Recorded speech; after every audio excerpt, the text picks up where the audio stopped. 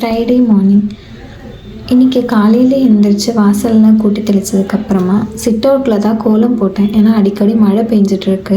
So நம்ம நார்மலாக வீட்டுக்கு முன்னாடி தான் போடுவோம். ஸோ மழை பெய்யறதுனால இன்றைக்கி சிட் அவுட்லேயே கோலம் போட்டேன். நம்ம கோலம் போடும்போது குங்குமமும் மஞ்சளும் வந்துட்டு நம்ம எப்போவுமே யூஸ் பண்ணுறது ரொம்ப ரொம்ப நல்லது வீட்டுக்கு. ஸோ அதனால் நம்ம அதை எப்போவுமே கோலத்தில் யூஸ் பண்ணுவோம். நம்ம வீட்டில் எக்ஸஸாக இருக்கிற விட்டமின் டேப்லெட்ஸ் எல்லாமே இன்றைக்கி நம்மளோட செடிகளுக்கெல்லாம் போடலாம் உரமாக போடலாம் அப்படின்னு எடுத்திருந்தோம். ஸோ அதெல்லாமே உரமாக போடுறது செடிக்கு ரொம்ப ரொம்ப நல்லது. நார்மலாக நாங்கள் வீட்டில் வேஸ்ட்டாக போகிற மாத்திரை எல்லாம் அதுக்கு போடுவோம். அது எல்லா மாத்திரையும் கிடையாது, விட்டமின் டேப்லெட்ஸ் மோஸ்ட்லி நம்ம வேஸ்ட் பண்ண மாட்டோம்.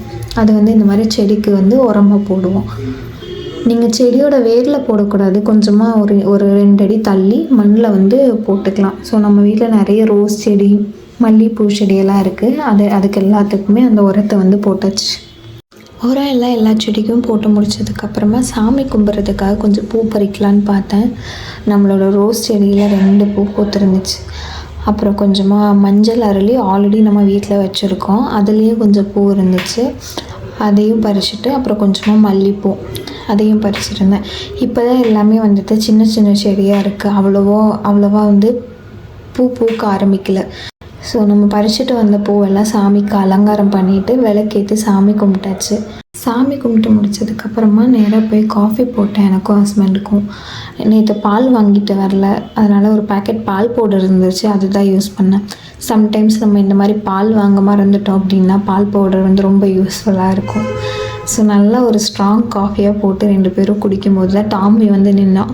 அவனுக்கு இன்றைக்கி 2 பிஸ்கட்டை போட்டு அவனும் ஜாலியாக சாப்பிட்டுட்டு இருந்தான். நல்லா சாப்பிட்டு முடிச்சதுக்கப்புறமா அவன் விளையாட போயிட்டான். நாங்கள் நேராக குக்கிங் ஸ்டார்ட் பண்ண போயிட்டேன். கிச்சனில் போய் வேலை செஞ்சிட்ருக்கும்போது தான் ஜன்னல் பக்கம் பார்த்தா ஒரு விசிட்டர் நம்மளையே பார்த்துட்ருக்காங்க. அப்புறமா குக்கிங் ஒர்க் எல்லாமே ஸ்டார்ட் பண்ணிட்டேன். மார்னிங் பிரேக்ஃபாஸ்ட்டுக்கு பணியாரமும் தேங்காய் சட்னியும். ஸோ அதுக்கு தேங்காய், கடலைப்பருப்பு எல்லாத்தையும் எடுத்து வச்சுட்டேன். மத்தியானத்துக்கு லெமன் ரைஸ் அண்ட் கத்திரிக்காய் பொட்டேட்டோ பொரியல். ஸோ அதுக்கும் எல்லாமே கட் பண்ணி எடுத்து வச்சாச்சு. பணியாரம் எப்போவுமே சூடாக சுட்டு சாப்பிட்டா தான் அதோட டேஸ்ட் நல்லாயிருக்கும். ஸோ அதனால் சூடாக பணியாரம் சுட்டு ஹஸ்பண்டுக்கும் சாப்பிட்டு கொடுத்து நானும் சாப்பிட்டு லன்ச் எல்லாமே பேக் பண்ணி கிளம்பியாச்சு. ஆஃபீஸ் போகிற வழியிலே பக்கத்தில் ஒரு சாய்பாபா கோவில் ஒன்று இருக்குது. ஸோ இன்றைக்கி அங்கே போய் நல்லா சாமி கும்பிட்டுட்டு போகலான்னு சொல்லிட்டு 2 பேரும் போயிட்டோம்.